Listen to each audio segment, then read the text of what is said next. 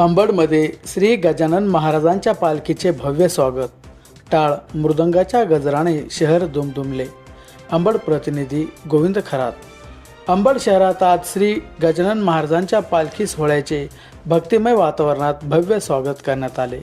श्री गजानन महाराज संस्थान शेगाव यांच्या श्री क्षेत्र पंढरपूर पायी वारीतील श्रींच्या पालखीचे शनिवार दिनांक 8 ऑगस्ट रोजी अंबड शहरात आगमन झाले.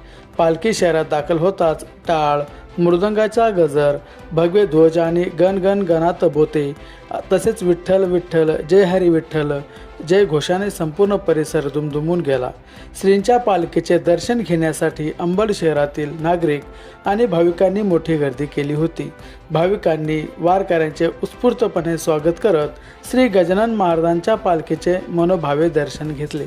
श्री गजानन महाराजांच्या पालखी सोहळ्याला तब्बल 57 वर्षांची अखंड परंपरा आहे. यंदाही मोठ्या संख्येने वारकरी या पायीवारीत सहभागी झाले आहेत.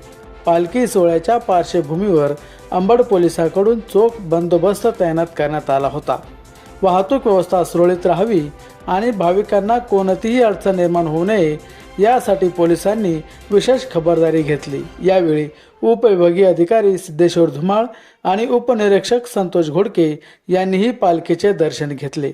श्री गजानन महाराज संस्थान शेगावच्या पायीवारीची 57 वर्षाची ही परंपरा म्हणजे भक्ती, श्रद्धा आणि वारकरी संस्कृतीचा सुंदर संगम मानली जाते. अंबडकरांनीही या भक्तिमय सोहळ्याला उत्स्फूर्त प्रतिसाद देत पालखीचे मनोभावे दर्शन घेतले. अशा स्थानिक आणि ताज्या बातम्यांसाठी आमचे चॅनल सबस्क्राईब करा आणि बातमी आवडल्यास लाईक व शेअर करा नक्की विसरू नका. धन्यवाद.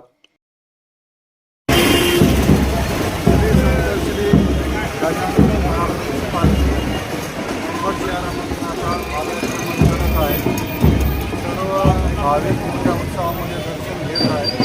पालखीमध्ये उत्कृष्ट दर्जाची शिस्त बघायला मिळत आहे. आपण बंदोबस्त कामी जवळजवळ 80पेक्षा अधिक अंमलदार व 20पेक्षा अधिक अधिकारी पोलीस विभागातर्फे बंदोबस्त कामी नियुक्त करण्यात आलेले आहे. आणि पोलीस विभागातर्फे सर्व